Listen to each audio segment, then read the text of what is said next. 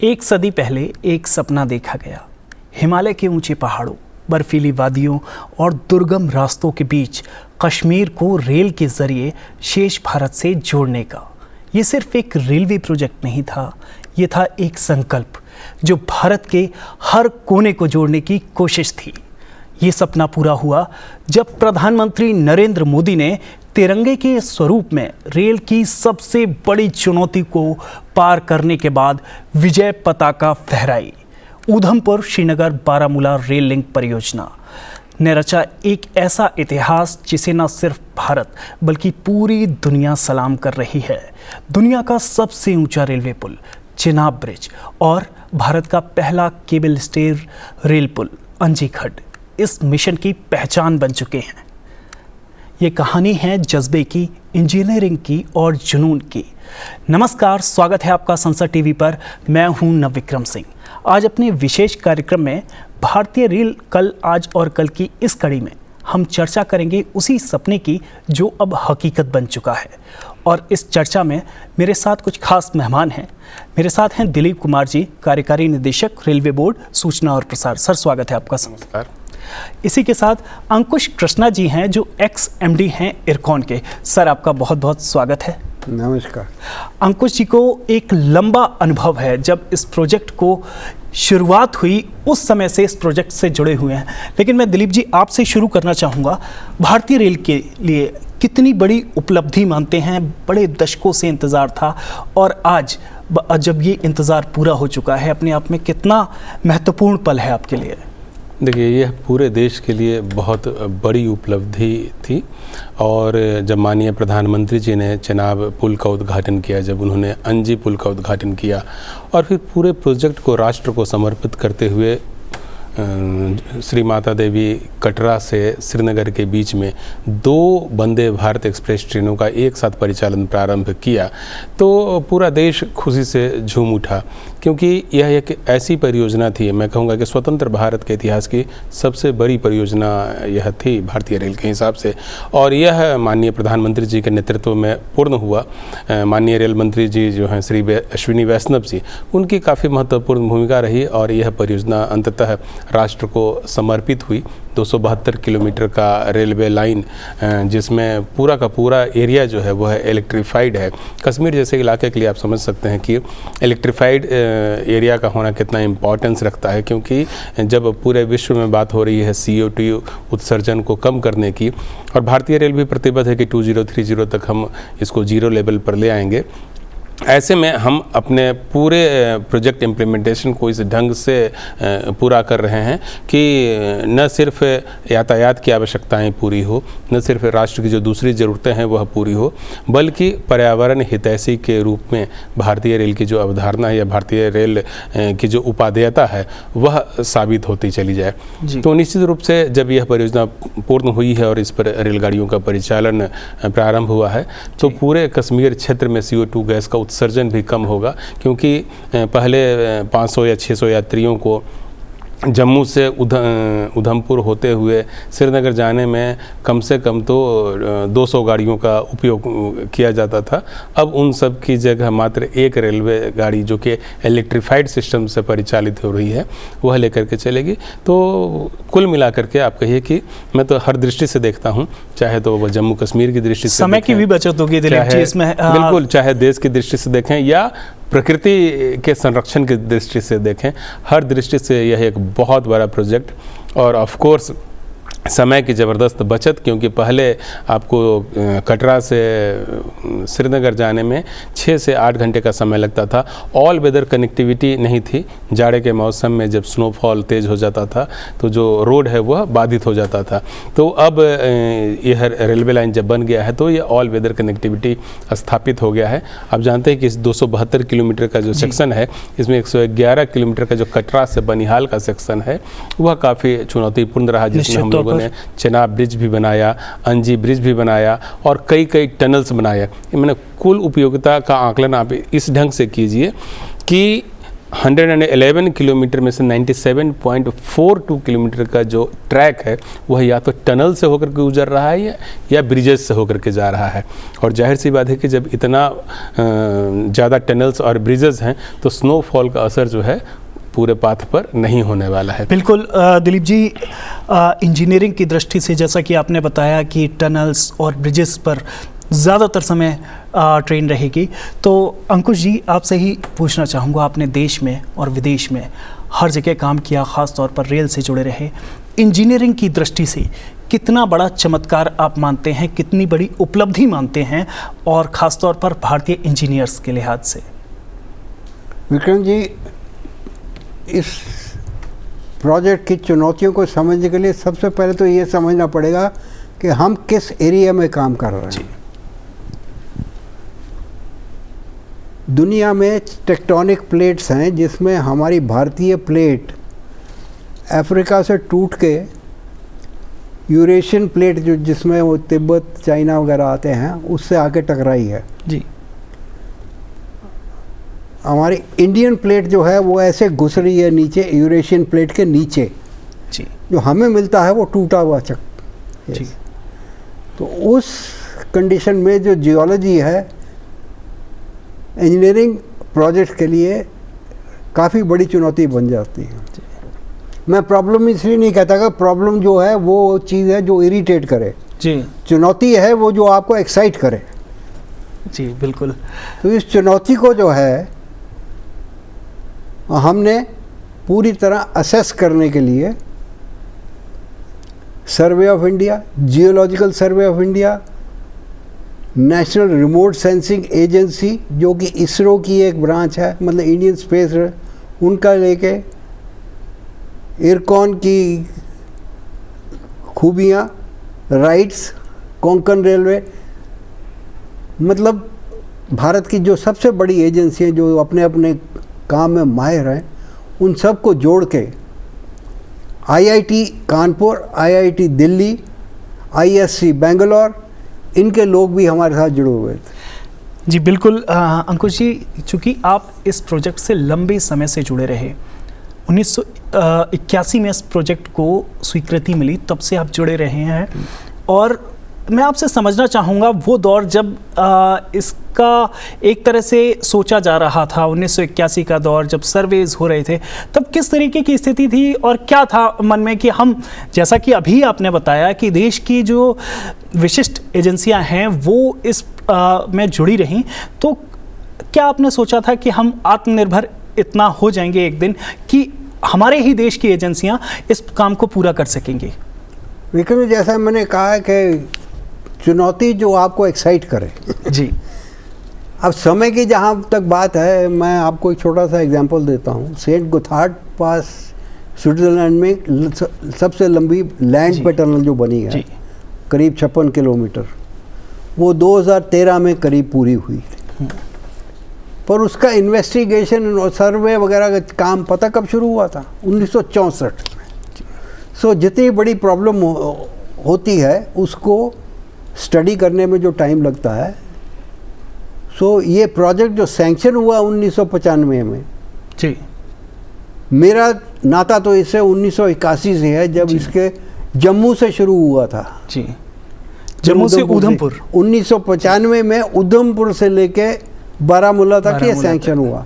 2002 में वाजपेयी जी ने इसे नेशनल प्रोजेक्ट डिक्लेयर कर दिया, जब कि ये सारे भारत को बताया जाए कि इसकी इम्पोर्टेंस क्या है, ये हमारे लिए ज़रूरी है। और तब से इस पे काम होना शुरू हुआ। लोगों की तवज्जो जो है जिसको बोलते हैं वो असली रूप से आई जी। मैं 2002 में तब मलेशिया में था और तब से वापस बुलाया गया, और 2002 जून से मैं तब से इस प्रोजेक्ट में काम कर रहा हूँ इरकॉन के वजह। जी बिल्कुल। दिलीप जी, जैसा कि बताया अंकुश जी ने, देश की तमाम एजेंसियां इसमें काम कर रही थीं भारतीय रेल के बैनर के तले, तो किस तरीके से तालमेल बैठाने की कोशिश की गई? और पिछले 11 साल में हम देखें तो अभूतपूर्व प्रगति भी हुई है इस प्रोजेक्ट में, तो जो तालमेल है वो बेहतर हो सके, इसके लिए मंत्रालय की तरफ से क्या प्रयास किए गए थे? देखिए, चूँकि यह राष्ट्रीय महत्व की परियोजना रही तो जितनी भी महत्वपूर्ण एजेंसियां हैं उन सबको आपस में जोड़े रखना और उनके साथ नियमित तालमेल स्थापित करना बहुत ही ज़रूरी था। जैसे इसमें हमने इरकॉन की सेवाएं ली, कोंकण रेलवे की सेवा ली गई है, राइट्स की सेवा ली गई है, इसरो की सेवा ली गई है। तो तमाम तरह की एजेंसियाँ बेसिकली किसी भी महान काम को करना, जैसे यह प्रोजेक्ट है, किसी महायज्ञ की तरह है और इस महायज्ञ की समाप्ति के लिए कुशल संपादन के लिए ज़रूरी था कि जो भी अपने क्षेत्र का एक्सपर्ट है, जैसे इंडियन इंस्टीट्यूट ऑफ साइंस के जो हमारे विद्वान वैज्ञानिक थे, उन लोगों ने वहाँ पर रॉक्स का वायु का दबाव कितना है उसकी स्टडी की। आईआईटी दिल्ली और आईआईटी मुंबई के जो हमारे एक्सपर्ट्स थे उन सब के द्वारा भी अलग अलग पैमाने पर जो ब्रिज का स्ट्रक्चर है और जो सिस्मिक इफेक्ट उसका होगा उन सब का एनालिसिस किया गया। तो ये सब कुछ एजेंसियों के तालमेल से ही संभव था, क्योंकि जो प्रोजेक्ट था अपने आप में काफ़ी चुनौतीपूर्ण था। सिस्मिक जोन 5 में अपना यह नव हिमालय पड़ता है जिधर यह प्रोजेक्ट कंप्लीट किया गया है और वहाँ पर हमेशा संभावना रहती है कि तेज़ झटके आएंगे भूकंप के। तो इस पुल का निर्माण जो है इस ढंग से किया गया है कि 8 रिक्टर स्केल तक का यदि भूकंप आता है तब भी इस पर किसी प्रकार का प्रभाव न पड़े। तो ये अपने आप में काफ़ी चुनौतीपूर्ण रहा। इसके अलावा हवा के तेज़ झोंके भी वहाँ पर आते हैं। आप देखेंगे कि जब आप चिनाव पर खड़े रहते हैं तो बहुत तेज़ हवा चलती है। इसी तरह से अंजी खड़ ब्रिज पर भी आप चलते हैं तो वहाँ पर बहुत तेज़ हवा चलती है। तो इन दोनों प्रोजेक्ट को हम लोगों ने इस ढंग से तैयार किया कि जब हवा का तेज़ दबाव रहेगा तब भी जो है पुल पर परिचालन जो है वह सुनिश्चित किया जा सके। चेनाब ब्रिज पर तो 260 किलोमीटर से अधिक की भी यदि हवा चले तब भी रेल परिचालन संभव है। इसी तरह से अंजी ब्रिज पर भी हवा की गति यदि 200 से 225 किलोमीटर पर आवर की भी हो तब भी परिचालन होता रहेगा। टनल्स के निर्माण में सेफ्टी के कई प्रिकॉशंस ध्यान में रखे गए हैं। जगह जगह पर एग्जॉस्ट फैन लगाए गए हैं और जो लंबे टनल्स हैं, कुल 36 टनल्स हैं इस परियोजना के तहत, तो जो भी लंबे टनल्स हैं उस लंबे टनल्स में हम लोगों ने एक एस्केप टनल भी साथ साथ लगाया है ताकि यदि इमरजेंसी में ज़रूरत पड़े या किसी प्रकार की राहत पहुंचाने की बात हो तो इमरजेंसी टनल का उपयोग करके हम उस स्थान विशेष तक पहुँच सकें। तो ये सारी चुनौतियाँ थी और हर चुनौती को ध्यान में रखा गया है कि भविष्य में यदि किसी प्रकार की विशेष चुनौती आती है तो उस चुनौतियों से हम लोग कैसे निपटें, इसको ध्यान में रखते हुए ही ये पूरी परियोजना कंप्लीट की गई है। बिल्कुल। अंकुश जी, आपसे समझना चाहूँगा कि जैसा कि टनल्स की बात हुई तो मेरी जानकारी के मुताबिक 3 किलोमीटर से ज़्यादा की जब टनल्स होती है तो एस्केप टनल बनाना ज़रूरी होता है। एस्केप टनल के बारे में हमें थोड़ा संक्षिप्त में समझाइए कि एस्केप टनल कितनी ज़रूरी हैं इस जैसे प्रोजेक्ट के लिए, ख़ास तौर पर जो हिमालयन के, क्योंकि यंग माउंटेन है, टफ टेरेन है, तो कितना ज़रूरी होती हैं? विक्रम जी, मैं आपको एक छोटा सा एग्जांपल देता हूँ। बिल्कुल। हम जब टनल के अंदर वेल्डिंग करते थे जी, ऑन ट्रैक वेल्डिंग से, एक इलेक्ट्रिक फ्लैश बट वेल्डिंग से, उसके इंजन के धुआं से जो इंजन वेल्डिंग होती थी वो बैठ जाती थी, क्योंकि धुएं से जी ऑक्सीजन वहीं ख़त्म हो जाए, बह नहीं सकती थी जी। तो 3 किलोमीटर से लंबी अगर टनल होगी तो वो हवा का जो नेचुरल प्रवाह है उसको खाली नहीं कर सकता और धुएं, तो उसके बाद में ये ज़रूरी हो जाता है जी। जैसे जैसे और हमारे ये नियम जो हैं और इन चीज़ों का रिकग्नाइज करना शुरू करेंगे तो दे विल फाइंड कि 3 किलोमीटर से शायद भी, ये मेरा पर्सनल व्यू है कि 3 किलोमीटर भी ज़्यादा है। अगर जान को खतरा है, किसी के पैसेंजर अगर फंस जाते हैं तो उनको करना चाहिए, पर 3 किलोमीटर फ़िलहाल जो है उससे ज़्यादा के लिए इसको हवा का जो नेचुरल प्रवाह है उससे हवा जब वेंटिलेट नहीं होती तो उसको फ़ैन लगा देते हैं हम, टेरेबल जी। ये है उसका अंदाज़ा जी अंकुश जी। और एस्केप टनल जो है, जब ये धुआं बैठ जाए और इंजन गाड़ी रुक जाए, जब लोग उसमें फंसे हों तो सांस कैसे लेंगे? तो एस्केप टनल जो है एक साथ में एडिट बना के साथ में उसको पैरेलल, ताकि उनको निकलने का रास्ता मिल जाए और वो उस जो जिसमें धुआं फंसा हुआ है या जहाँ पे हवा का प्रवाह नहीं हो सकता, बिकॉज जब फेलियर होगा तो हो सकता है वेंटिलेशन भी फेल हो जाए, तो तो तभी एस्केप टनल से लोग बाग जो पैसेंजर्स हैं वो निकल जाने चाहिए। तो ये कम से कम बहुत ज़रूरी है। अंकुश जी, हम इस पल के साक्षी बने जब पहली बार वंदे भारत इनॉग्रल ट्रेन कटरा से श्रीनगर की तरफ जा रही थी, उसमें हम भी सवार थे। तो हमने देखा कि पूरे रास्ते में कई जो दुर्गम रास्ते हुआ करते थे, कभी पहाड़, उन पर सड़कें भी बनाई गई, जिन सड़कों का फ़ायदा वहाँ के स्थानीय लोगों को भी मिला।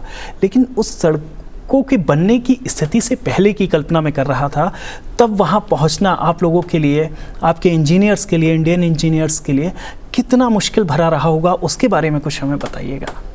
हम जो अलाइनमेंट एक बार फाइनलाइज होगी कागज़ पे और सेंसिंग से, उस अलाइनमेंट को जब ज़मीन पे हम स्टेकिंग करने जाते हैं फाइनल लोकेशन सर, तो उसको देखने के लिए पैदल ही जाना पड़ता है जी। या घुड़सवार से। और उस डोडा डिस्ट्रिक्ट में तो आप जानते हैं टेररिस्ट एक्टिविटी भी मैक्सिमम थी। हाँ।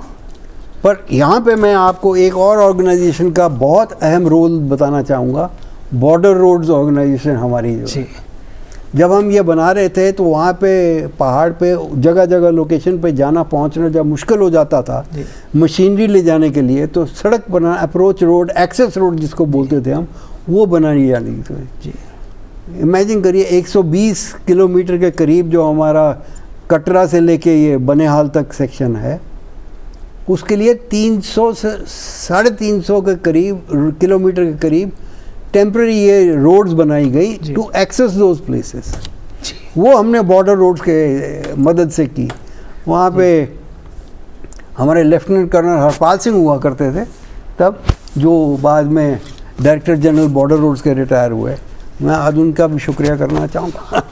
जी बिल्कुल। दिलीप जी, इंजीनियरिंग पर आएंगे फिर से। एक और अहम सवाल आपसे पूछना चाहता हूँ कि फ्रेट के लिए क्या योजना है? जम्मू कश्मीर का जो प्रोडक्ट है, चाहे वहाँ का हस्तशिल्प हो, चाहे वहाँ के सेब हों या फिर वहाँ के ड्राई फ्रूट्स हों, देश के बाकी हिस्सों में जल्द से जल्द पहुँचे, तो फ्रेट को कितनी प्राथमिकता भारतीय रेल दे रही है? देखिए, इस सेक्शन में हम लोग फ्रेट ऑपरेशन और पैसेंजर ऑपरेशंस दोनों करने वाले हैं। ऑलरेडी पैसेंजर ट्रेनों का परिचालन चालू हो चुका है। माननीय प्रधानमंत्री जी ने एक ही दिन में 2 वंदे भारत एक्सप्रेस की सौगात जम्मू और कश्मीर के लोगों को दी और ये दोनों सेवाएं चालू हो गई है। प्रतिदिन एक सेवा सुबह 8 बजे चालू हुई है और दूसरी जो है दोपहर में चलती है। दोनों जो सेवाएं चालू हुई है वो 3-3 घंटे का समय लेती है। या तो आपको श्रीनगर से जम्मू यहाँ कटरा आना हो या कटरा से श्रीनगर जाना हो, करीब 3 घंटे या 3 घंटे 5 मिनट का समय लगता है। लेकिन कुल फिजिबिलिटी तभी है प्रोजेक्ट की और पूरा फ़ायदा तभी होगा जब हम फ्रेट ट्रेन का ऑपरेशन इस पर करें। हम लोगों ने ट्रायल में फ्रेट ट्रेन को चला करके टेस्टिंग का काम किया है और पूरे जम्मू और कश्मीर क्षेत्र के विकास के लिए ज़रूरी है कि वहाँ के जो प्रोडक्ट हैं वह पूरे भारत में ले जाए जाएँ। आप जानते हैं कि जब ऑल वेदर कनेक्टिविटी नहीं होती है तो कश्मीर के सेब या कश्मीर का हस्तशिल्प 3-3, 4-4 महीने तक ट्रकों पर फंसा रह जाता है पाथ के इंतज़ार में। तो अब जबकि यह लाइन बन करके तैयार हो गया है तो कश्मीर के जितने भी प्रोडक्ट्स हैं, चाहे वो सेब हो, केसर हो, ड्राई फ्रूट्स हो, हैंडीक्राफ्ट हो, हैंडलूम हो, तो ये सारे प्रोडक्ट को अब भारत के बाज़ारों में, भारत के जो दूसरे शहर हैं श्रीनगर के अलावा, वहाँ तक पहुँचाया जाए अब संभव हो गया, आसान हो गया है। और निश्चित रूप से इसका पूरा फ़ायदा जो है कश्मीर की इकोनॉमी को मिलेगा। उपभोक्ताओं को, जो कश्मीर के कंज्यूमर्स हैं, उनको भी काफ़ी लाभ मिलने वाला है क्योंकि ऑल वेदर कनेक्टिविटी की स्थापना के साथ ही अब पूरे देश से जो प्रोडक्ट्स हैं उसको श्रीनगर में हर वेदर में पहुंचा पाना संभव हो गया है। कई जो फल उत्पादक हैं उनके साथ हमारी टीम संपर्क में है। हाल में हम लोगों ने एक चेरी से लोडेड पार्सल वैन जो है वहाँ से चलाया है, पार्सल एक्सप्रेस, और इसी तरह से बाकी प्रोडक्ट्स का ट्रांसपोर्टेशन भी हम लोग चालू करेंगे। और देश के दूसरे हिस्सों के जो लोग हैं जो कि या कंपनियां हैं जो अपने प्रोडक्ट को पहुंचाना चाहती हैं श्रीनगर और बनिहाल, उनके लिए भी सेवा की शुरुआत हम लोग करेंगे। तो कुल मिलाकर के आप देखें कि दोनों फ्रेट सेगमेंट से जुड़े हुए जो लोग हैं उनको भी उतना ही लाभ होगा जितना कि पैसेंजर सेगमेंट से जुड़े लोगों को होगा। और निश्चित रूप से जो उद्योग सबसे ज़्यादा लाभान्वित होने वाला है इस प्रोजेक्ट से, वह पर्यटन उद्योग है। क्योंकि प्रतिदिन अब हज़ारों की संख्या में लोग वंदे भारत एक्सप्रेस के माध्यम से विभिन्न टनल्स 36 टनल्स और 943 ब्रिजेस से होकर के गुजरते हुए कश्मीर की वादियों का आनंद उठाते हुए प्रतिदिन कटरा से श्रीनगर पहुंचने वाले हैं। जी बिल्कुल दिलीप जी। अंकुश जी, मैं एक बार फिर से इंजीनियरिंग पर ही बात करेंगे और ख़ास तौर पर बात करेंगे हम उस चमत्कार की जिसे चिनाब ब्रिज पर बनाया गया और अपने आप में वो हर भारतीय को गौरव की अनुभूति देता है। इसका विचार कब आया और ख़ास तौर पर ये आर्च ब्रिज बनाने की क्यों ज़रूरत पड़ी, इसके बारे में हमें थोड़ा सा विस्तार में बताइए। जैसा मैंने बताया, वाजपेयी जी ने इसको 2002 में नेशनल प्रोजेक्ट डिक्लेयर कर दिया था। तो 2003-04 में हमारे मेंबर इंजीनियरिंग थे मिस्टर जारूआर जी, और CEO कंस्ट्रक्शन थे राकेश चोपड़ा जी, जहाँ तक मुझे ध्यान। इसका ये हम सोचते थे बनाया कैसे जाए, क्या तरीका अप्लाई करना चाहिए। सीधा ठेका दे दें किसी को, पहले डिज़ाइन करें, ठेका दें, क्या करें, कॉन्ट्रैक्टर करें। तब तक हमने ये सोच लिया कि हमारे जितने बड़े बड़े कॉन्ट्रैक्टर और डिज़ाइनर थे हिंदुस्तान में, हमने सबको बुला के हमने एक निश्चय कर लिया था कि ये एक आर्च ब्रिज बनेगा। अगर आप यहाँ की प्राकृतिक गॉर्ज को देखें तो एक तरफ से 45 डिग्री में स्लोप आती है और दूसरी तरफ से 60 डिग्री जी। रॉक मैंने पहले ही बताया कि इसकी यहाँ की टूटी फूटी सी है जी। अगर उसमें कोई एंकर लगाते भी हैं तो वो खींचता है, खींचने में ये रॉक बाहर आ जाती है। पर अगर इस पे दबाव डालकर उसको संभाल के रखा जाए, जो कि एक आर्च ब्रिज से हो सकता है, आर्च आप समझते हैं ऐसे, उसका दबाव अपनी फाउंडेशन को उसको दबा के रखने का है जी। तो हमने सोचा कि ये आर्च ब्रिज जो है, ये फॉर्म जो है सबसे बढ़िया बनेगी हमारे अंदर। इसके लिए हमने सारे कॉन्ट्रैक्टर, ये L&T हो गया, Afcons हो गया, हमारे बड़े बड़े कंसल्टेंट्स जो थे, ये IIT मैंने बताया कानपुर, ये महेश टंडन जी जो हमारे मेट्रो के थे, और ये सबको बुला के हमने उनको बोला हमारा अंदाज़ा तो ये है कि ये आर्च ब्रिज बनेगी जी। आप लोगों का क्या ख्याल है। उसको 1 महीना पहले उनको भेज दिया गया था हमारा विचार। जिस दिन हमने एक मीटिंग करी, आप ये विश्वास करिए कि जितने भी लोग थे सब कहते साहब ये आर्च ब्रिज बन जाए जी। तो आर्च ब्रिज के नाम पे हमने एक कॉन्ट्रैक्ट फिर फ्लोट किया, जिसको हम डिज़ाइन एंड बिल्ड लमसम बोलते हैं, कि कॉन्ट्रैक्टर डिज़ाइन करेगा, उसको बनाएगा, पर उसकी प्राइस फिक्स्ड है लमसम जी। उस प्राइस में उसके आगे पीछे नहीं जा सकता। कोई प्राइस वेरिएशन दूसरी वगैरह जो होलसेल प्राइस है, इन्फ्लेशन वगैरह, तो उसके लिए तो डिफरेंट कंडीशन है, उसके हिसाब से इस ब्रिज को बनाया जाए। तो ये आर्च ब्रिज की शेप जो है इस तरह से क्रिस्टलाइज हुई। हमने अपनी समझ लगाई और फिर सबकी समझ लगा के इनको साथ में लिया, तब ये कॉन्ट्रैक्ट जो था डिज़ाइन एंड बिल्ड, ये इनको दिया गया Afcons को जी। पर जैसा मैंने आपको बताया कि 2013 में मुझे फिर एडवाइज़र लिया उन्होंने, AECOM और URS वगैरह ने, उसकी प्रूफ चेकिंग के लिए। अगर कोई एक डिज़ाइन करता है तो एक लाजमी चीज़ है कि उसको चेक भी करे कोई। मैं जब इम्तिहान देता हूँ कह देता हूँ कि मेरा 100 नंबर का पर्चा हो गया, पर कोई चेक तो करेगा ना, 100 के 50 है कि कितने, तो उसकी प्रूफ चेकिंग कराई जाती है। उसकी प्रूफ चेकिंग भी जो हमने ऐसी कराई कि भाई उसी को मत करिए, आप उसके डिज़ाइन को 1 2 दूनी 4 नहीं, उसको पूरे कॉन्सेप्ट को देख के देइए। तो वो फिर प्रूफ चेकिंग जो है हमने करवाई, और उसमें मैं एडवाइज़र था। तो वो 2013 में शुरू होके 2016-17 तक हो गई, तो काम शुरू हो चुका।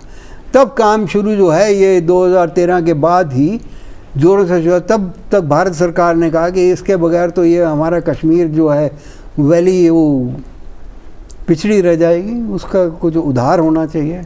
और उसके बाद जो प्रेशर आया है, अब देखिए कैसे बन गए। जी। पहले हमने जो बनाया था कोई लेट से 1995 से लेके कुछ मुश्किल से 5-7 किलोमीटर कहीं ये कहीं वो। लेकिन आपका कहना है कि जो पिछले 10 साल में जो प्रगति हुई है तेजी से हुई है। ये तो आप जब निर्णय लीजिए कि करना है तो वो तब होता है। जी बिल्कुल, बोलने से नहीं, काम करने से होता है, बोलने से नहीं होता। जी जी, मैं तो इतना जानता हूँ। जी दिलीप जी, एक आखिरी सवाल आपसे पूछना चाहूँगा, क्योंकि इसके निर्माण से भारतीय रेल ने क्या सीखा और भविष्य में जो भारतीय रेलवे की निर्माण की परियोजना है उसमें ये जो योजना है कितनी मददगार साबित होगी? कुल मिलाकर यह एक बहुत बहुत बड़ी उपलब्धि है पूरे देश के लिए, क्योंकि इतनी भव्य इतनी बड़ी परियोजना को कंप्लीट करने में हम लोगों ने सफलता हासिल की है। और निश्चित रूप से इस सफलता से भारतीय इंजीनियरिंग की धाक पूरी दुनिया में जम गई है। और ख़ासकर पिछले 10-11 सालों में जो प्रोग्रेस की स्पीड रही है वह भी काफ़ी रिमार्केबल रही है, क्योंकि जो सबसे टफेस्ट एरिया था इसका, कटरा से लेकर के बनिहाल वाला खंड, उसका निर्माण जो है वो पिछले 10-11 सालों में हुआ है। माननीय प्रधानमंत्री जी की जो प्राथमिकता थी कि कश्मीर को पूरे देश के रेलवे नेटवर्क के साथ कनेक्ट करना है, तो उस प्राथमिकता के आधार पर जब फंड का अलॉटमेंट हुआ और ज़रूरी डिसीजंस लिए गए, तो उसके बाद निर्माण कार्य में काफ़ी तेज़ी आई। और उसी का यह प्रतिफल है कि अब 2025 में रेलवे से या रेल मार्ग से कश्मीर जाने का हम सबका सपना जो है वह साकार हुआ है। निश्चित रूप से मोदी सरकार के नेतृत्व में एक ही पिछले 11 सालों में जो बड़े काम हुए हैं, जो बड़े निर्णय लिए गए हैं, जो बड़ी परियोजनाएं पूरी हुई हैं, उनमें भी, और रेलवे के हिसाब से खास करके देखें तो स्वतंत्र भारत के इतिहास में सबसे बड़ी यह परियोजना जो है वह कंप्लीट हुई है। बिल्कुल, एक आखिरी कमेंट आपसे लेना चाहूँगा, देश के इंजीनियर्स को कितना ज़्यादा मोटिवेट करेगी ये योजना, जो हमारे भावी इंजीनियर्स हैं जिन्होंने इस पुल को बनते हुए देखा है, इस पूरे प्रोजेक्ट को होते हुए देखा है, आत्मनिर्भर भारत की एक वानगी भी है, उन लोगों को कितनी प्रेरणा देगा ये प्रोजेक्ट? बनते हुए देखा ही नहीं, जरा बनाया भी तो उन्होंने ही है। जी बिल्कुल, जो भावी सर भावी इंजीनियर्स की मैं बात कर रहा हूँ, जो होंगे आगे इंजीनियर्स अभी जो पढ़ाई कर रहे हैं, क्योंकि हमारी अक्सर निर्भरता होती थी विदेश पर, हम एग्जाम्पल देते थे विदेशों के ब्रिज का, लेकिन आज भारत में दुनिया का सबसे ऊंचा रेलवे ब्रिज है मौजूद है, तो उनको कितनी बड़ी प्रेरणा है ये ब्रिज जो हमारे इंजीनियर्स हैं? हर इंजीनियर को ये सोचना चाहिए कि ऐसा पुल मेरे किस्मत में भी हो करने का जी, क्योंकि ऐसी अपॉर्चुनिटी भी मिलना एक भाग्य की बात होती है जी। बट मैं आपको बताना चाहूँगा कि आज डुबरी से लेके फुलबारी में भारत का सबसे लंबा ब्रिज भी बन रहा है जी। आपने 22 किलोमीटर का ब्रिज वो सी लिंक पे बना दिया। बिल्कुल, पंबन ब्रिज बना दिया। सी लिंक ब्रिज जो आपका नवी मुंबई से लेके बॉम्बे तक है, जो रास्ता कम से कम 2.5 घंटे लेता था, 15-20 में आधे घंटे में हो जाता है। ये सब ब्रिज आपके हिंदुस्तानी लोग ही तो बना रहे हैं। बिल्कुल, प्रेरणा उनसे भी लेनी है जी। पर ये नहीं, आप कोई भी किताब पढ़ लीजिए बड़े इंजीनियर की, तो वो ये ही शिक्षा देते हैं कि अपनी सोच को जो है सब्जेक्टिव मत रखो, ये मत कहो बड़ी प्रॉब्लम है जी। सोचो कि इस प्रॉब्लम के हिस्से क्या हैं, कितने हिस्से मैं कर सकता हूँ, जो नहीं आता वो किसी से पूछ लूँगा या उसका कोई इनोवेशन करेंगे। तो प्रेरणा ये लेनी चाहिए। निश्चित तौर पर यह भारतीय रेल के लिए बड़ी उपलब्धि है। हमारे इस कार्यक्रम में इतना ही। आप हमारा ये कार्यक्रम संसद टीवी के YouTube चैनल पर भी देख सकते हैं। मुझे दीजिए इजाजत, आप देखते रहिए संसद टीवी।